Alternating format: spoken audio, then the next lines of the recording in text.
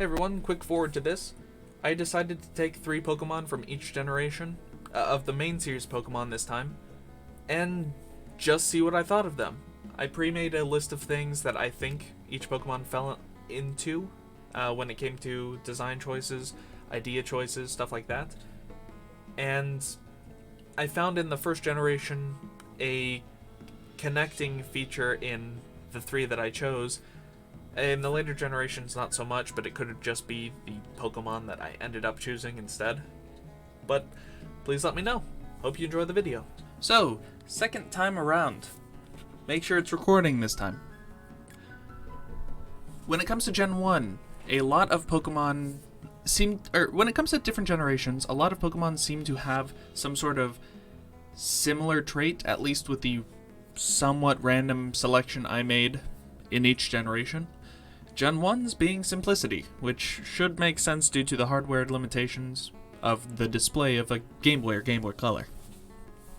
So when it comes to Vulpix, simplicity is number 1. It looks fairly plain. Newer Pokemon have much more intricate designs, while Vulpix is largely just a fox, with a little bit of personality in the tail, along with the curls. The monochrome nature being that it is mostly just an orange color. It has basically 5 different colors. There's the gray, the light-ish orange for the tail and hair. There's the somewhat desaturated orange for the body, and a white color for the fur. And then the darker color orange for the ears and the bottom of the feet. It gives it a very unifying color scheme. You can tell at a glance that this is supposed to be a fire type once you understand the typings. I think it's fairly unique because you don't see a lot of too many 6-tailed foxes. You do see a lot of 9-tailed foxes in Japanese lore. But 6-tail's kind of interesting. You can tell that something's going on specifically with the tails that will happen later on. I don't know how I'm going to fix that in post. Zubat. Again, there's a lot of simplicity. Its form doesn't have any intricate designs either, but it is kind of detailed in the wings. The blue line that juts down in the middle of the wing isn't something that I would expect from something in Gen 1. I would have thought it'd just be a purple sheet for the inside of the wings. It's a nice breakup to have that blue, though. The form is interesting because it's very lanky. The long double tail that Zubat has and the thin nature of its wings give Zubat a very frail looking body, which for a Pokemon that you would encounter a lot and would faint a lot kind of helps build up that reputation. The colors are interesting too. You don't see too many blue and purple bats in many media. I can't think of another example at all. But the colors were very interesting, and the ears are pulling double the weight for both an eye expression and form, due to echolocation being the primary form that Zubat uses to get around. Doduo. Again, very simple. It's basically just fluff balls connected by sticks. But it's super unique that you're just adding an extra head to a Pokemon that's a bird. It's just a regular emu with 2 heads. That's weird. I don't see too many of that. There are 3-headed dogs, Cerberus. There are probably some Chimera that have multiple heads, but just an extra head is a little weird, especially on just a bird. Again, it's just browns. I don't think this early on you would necessarily associate brown with normal type. I think that would have come with a few generations of, oh wow, another brown normal type. Maybe around Gen 2 when you have Furret and Sentret. It's kind of unique, and the down feathers creating a more soft look of Doduo does help it portray a baby evolutionary Pokemon. And having all that blank space, or white space, between the form of the Pokemon is very appealing despite using such round shapes everywhere. That's why I say Doduo is kind of unique. It does stand out, if only in shape. Natu. The colors definitely help Natu stand out. The bright, vibrant greens, reds, and yellows. And then I really like how on the wings, the reds and yellows don't blend together thanks to this thick black line work. Reminiscent to coloring in older clay. The shape is super weird too. Having a bird that is just a head, you kinda see that with Hoot Hoot, but Natu takes it to a whole new level. It's just feet connected to a head, and the head also has wings. The inspiration's kind of cool too, because of the statue inspiration, the totem. That definitely comes across in the wings, and without that design choice I mentioned earlier, it would be hard to understand the inspiration at all, I would think. But that little hint really helps your mind adjust to the change between Natu and Xatu, and really foreshadows that change. Aipom, going again with Gen 2, colors. Colors are a big thing. It's another purple normal type, which is a little weird, but a purple monkey isn't something you see all the time, and I really appreciate that shade of purple. It's not too bright, but it's very saturated. The shape is interesting because of the giant ears and the almost hands that Aipom has on its tail, despite not having hands itself. The emotion also. You can sense its playful nature due to the pose, kind of like, "Ooh, can't catch me!" And the happy face, grinning smile, bright eyes, opened all the way. You know it's energetic, you know it's ready to do something, even if it is just fight. Phampi, again with the colors.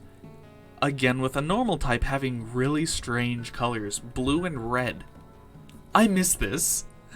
I don't want gray and brown normal types all the time. I want a bright red, bright blue Phampi again.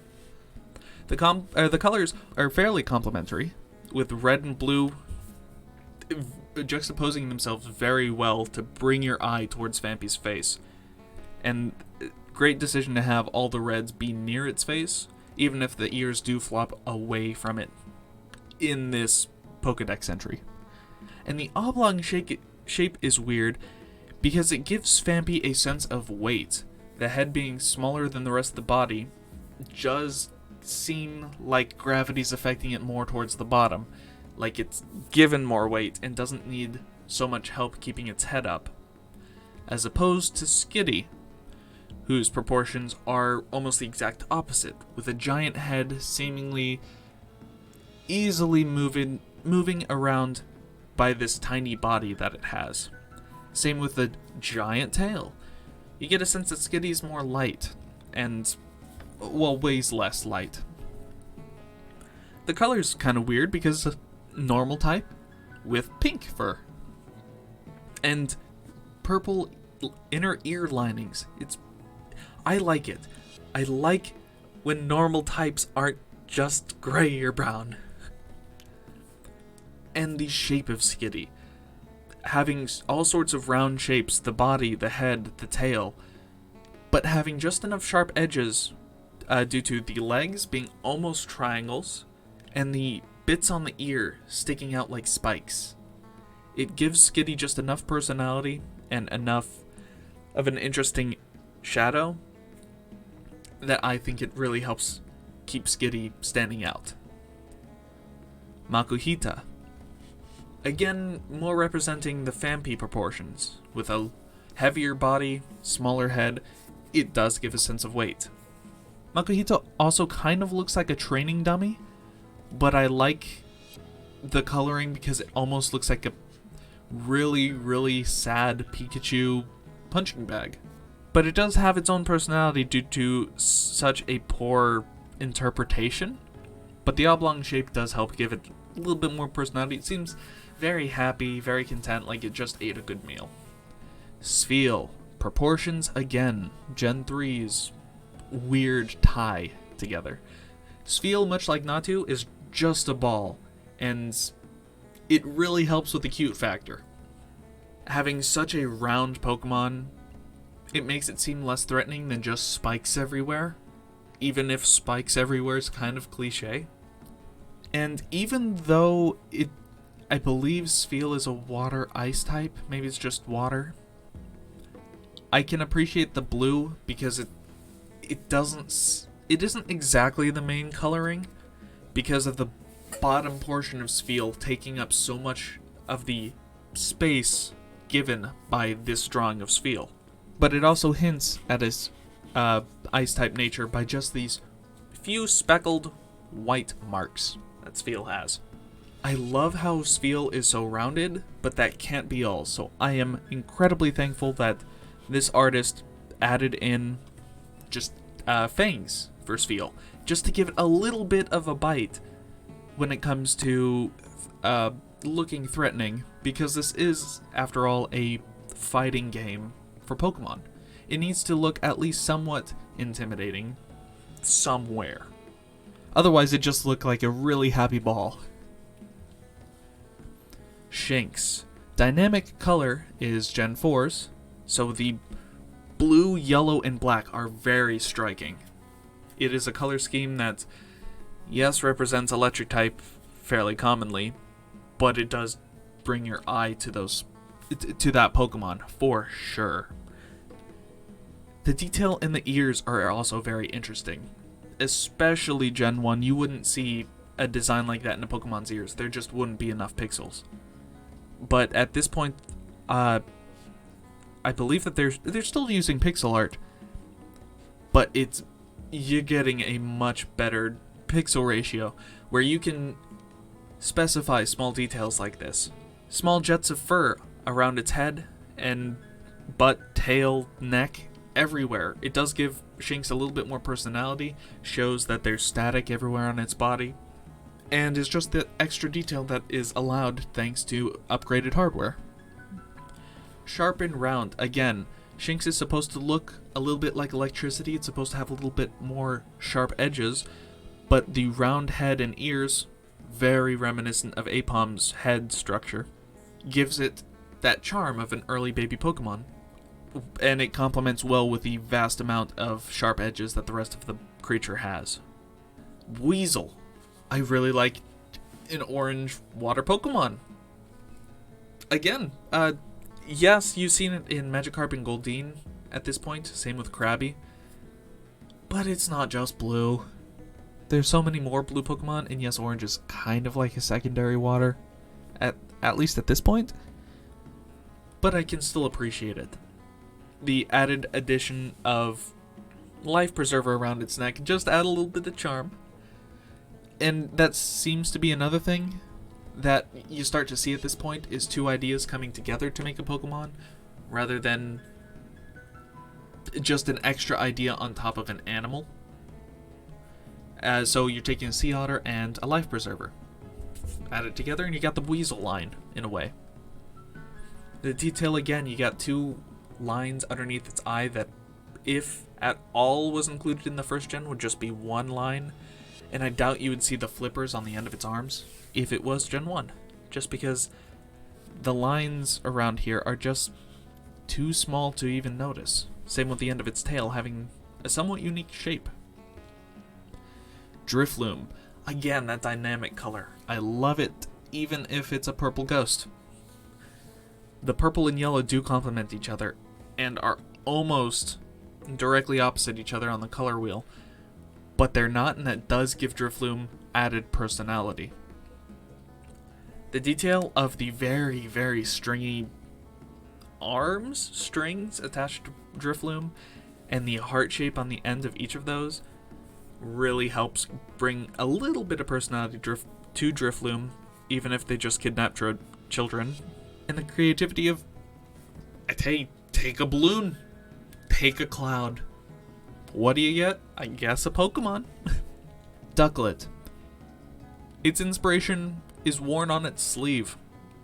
It's a duck. It's a blue duck. It's a water duck. It's very simple, and Ducklet is one of the few Pokemon in the later gens that I could easily see in Gen 1. No questions asked. The only real shapes that I wouldn't see so much in Gen 1, I don't think that they'd have the heart design on the head and chest. But aside from that, I think Ducklet would fit in perfectly there. The shape's very interesting, and again with the rounded and sharp corners, it has rounded corners pretty much everywhere, but it has just enough sharp corners in the side of the face, the tail, and the feet that give Ducklet a stronger look than just a cloud ball of bird. Joltik.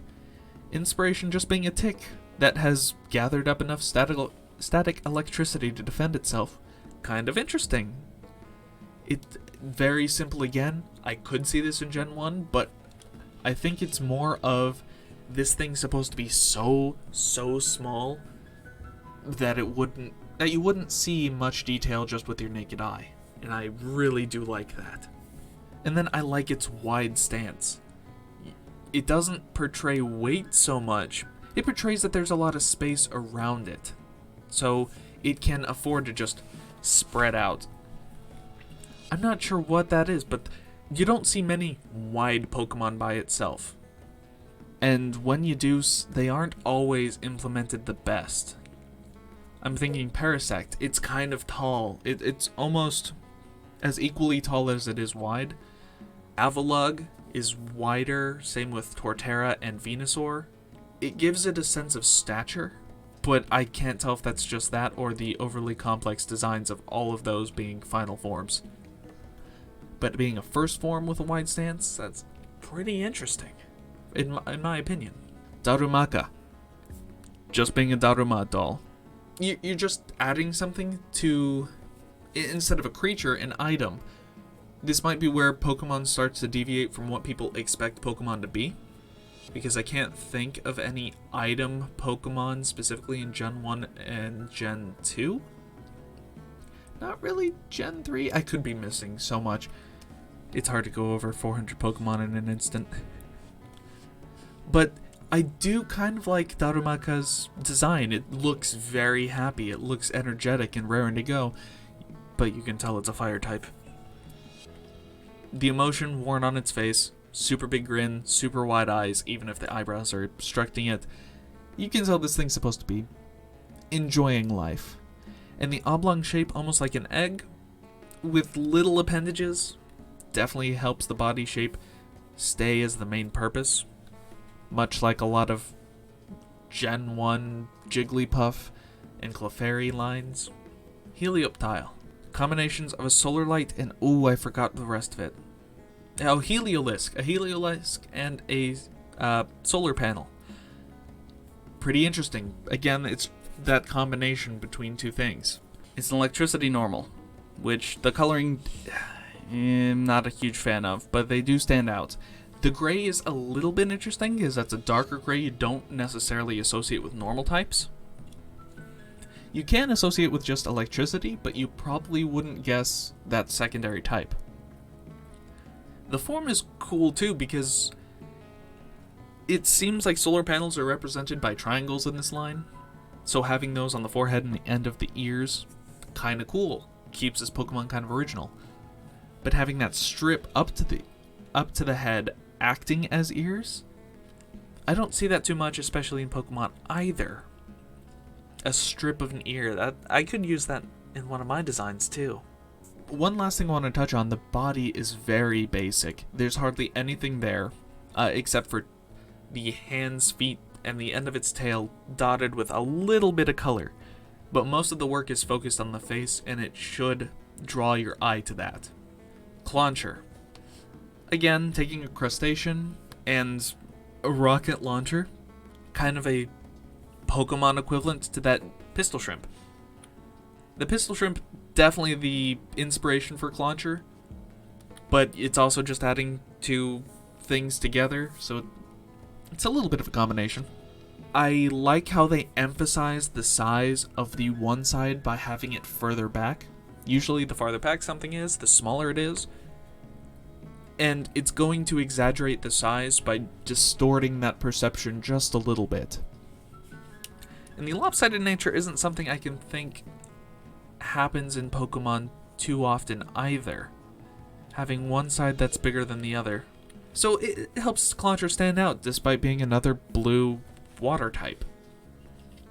It's relying more on shape than color, which I can appreciate. Amora. Ice ground, I believe. It's either ice ground or I think it's ice rock instead. Combination. An Aurora Borealis and Bronchiosaurus? I think that's the long neck dinosaur. So 2 ideas that come together very well. I'm not sure if Amora should be blue, but I like having a base color to help emphasize the color change of the almost eyebrows. But I really like how the ice type is just a single crystal on its back, basically. And it's not overtly white. It could be like a sapphire representing the rock type. It could be ice representing the ice type. But either way, it works for Amora. And then the sharp angles. Yes, you've got a very, very rounded head and eyebrows, but then you've got the sharp angles of the rock, you've got the tail, you've got the toenails on the back legs, and you even have very, very small, almost triangles at the tip of the eyes. I can't think of another Pokemon design that has something that small and minute around the eyes that helps the design so much.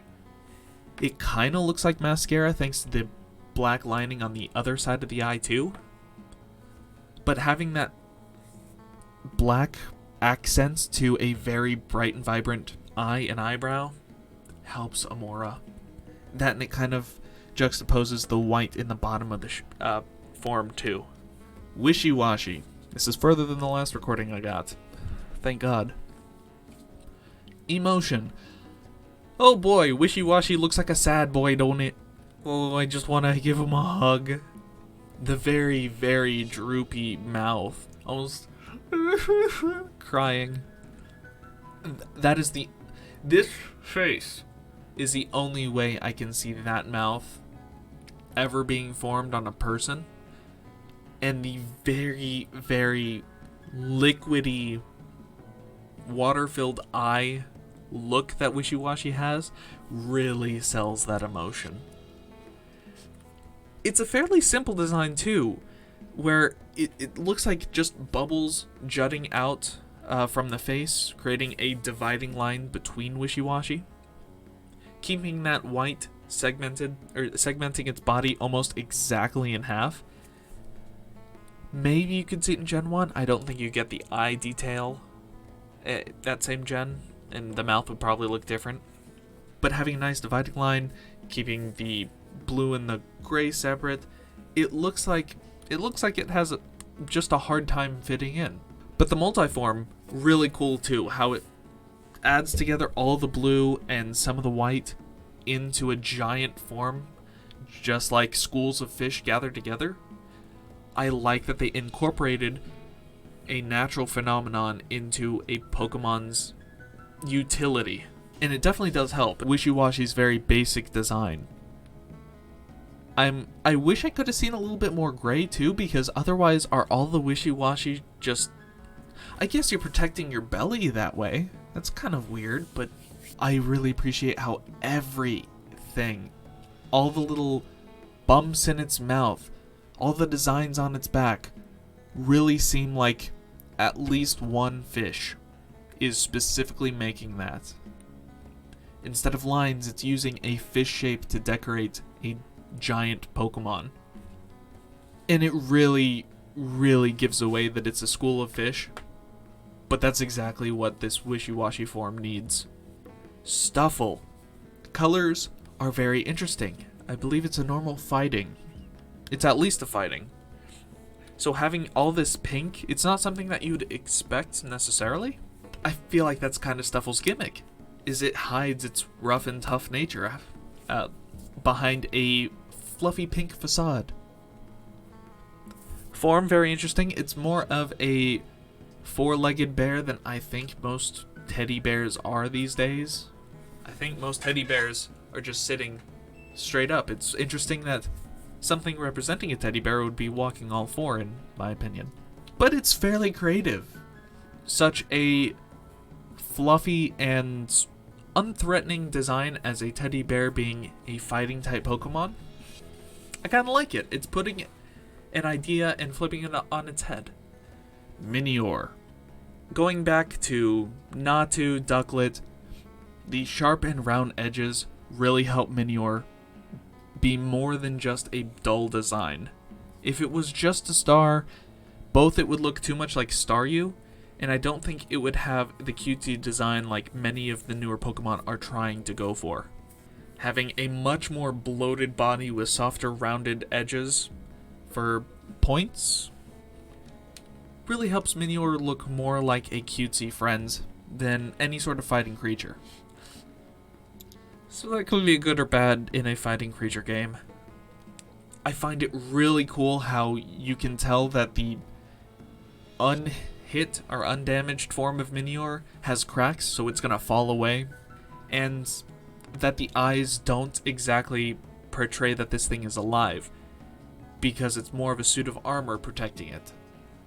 Even though the shape is so rounded, I really appreciate the swirls in its eyes, as at least the tail end of that swirl is a sharp edge, because I can't really classify its 5 points as sharp edges, nor the triangles in its body. In its protected form, there are all sorts of sharp triangles, but that seems to be more of a defense mechanism, saying that this thing is threatening and you shouldn't try to open it. That's my interpretation of this. Milcery. So when creating this list, I tried to get lots of different Pokemon that caught my eye. I wanted to go for Milcremi, but every Pokemon here were baby Pokemon, so I thought, okay, I'll go for its pre-evolution. So I kind of don't like this one. It's very simple. It is basically 2 colors at most. You've got the very milky color, and then you've got the very white of its eyes. There's nothing else. There's no coloring design decision that would really benefit this Pokemon. It's cool in the game that it's so fluid, but the design is very lacking, especially in a Pokedex static image. The form, again, the animation's cool, but I don't think it makes a very good Pokemon design, as the form, even that is very basic. Quick aside, I was mumbling a little bit during this, but I have a better idea of what I'm trying to say. A lot of Pokemon either use coloring, form, or a shadow to help represent what a Pokemon is. One of those 3 at least gives that Pokemon a strong identity. Milcery doesn't really have any.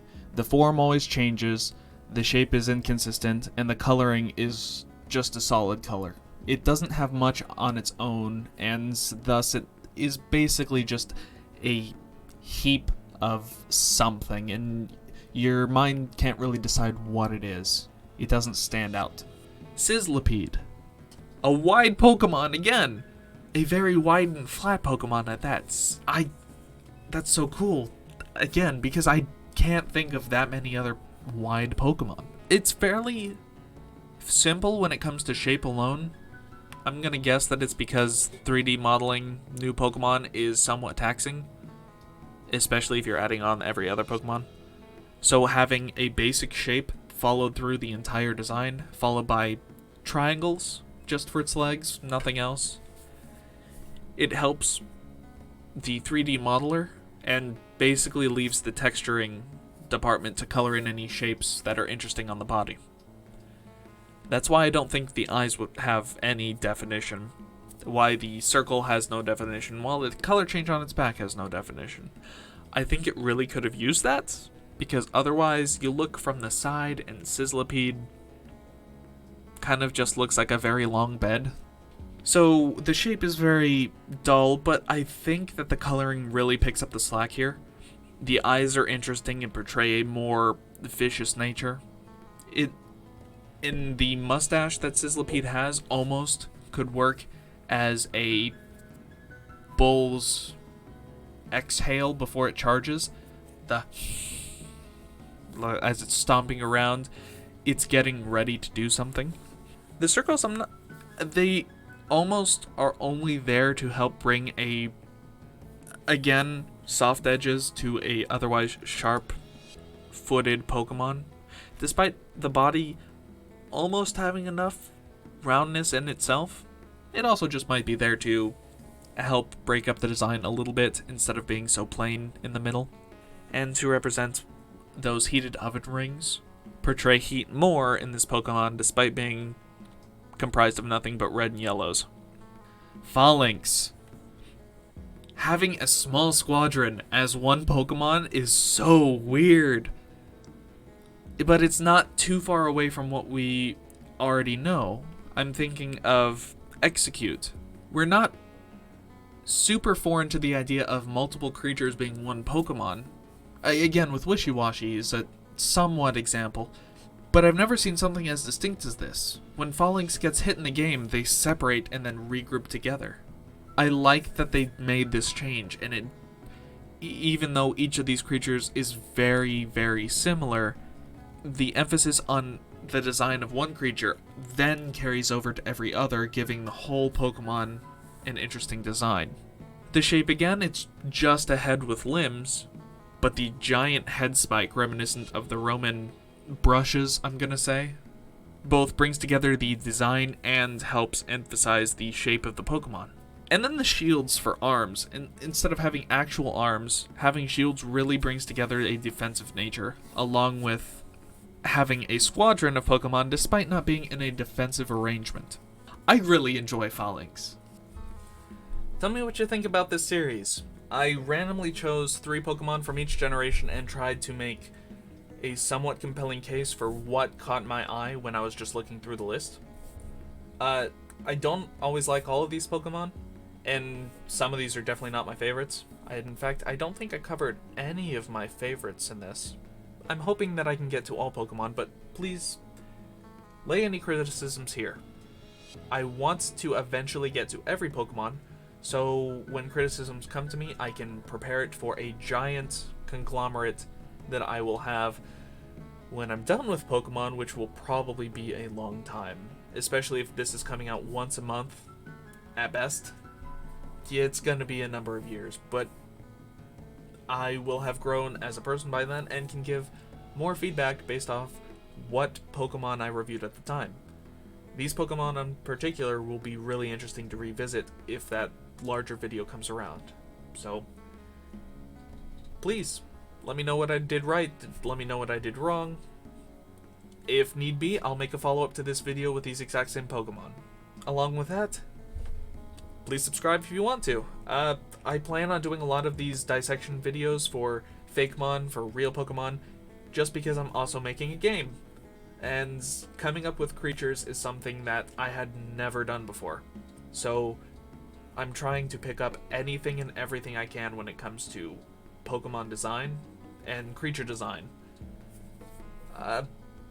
If you're interested in the game, I've got a Patreon and a free download open to the public that is down in the description. Patreon get a version ahead of the public version pretty much every month. I try and release these monthly. The public version will get last month's game version, and the Patreon will get this month's.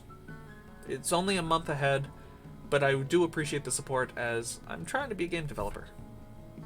And I'm trying to use Direfon both as an advertisement for that and growth for myself. And if you have any other ideas, please let me know. I'm definitely open to ideas. Hope you all enjoyed. Have a good night.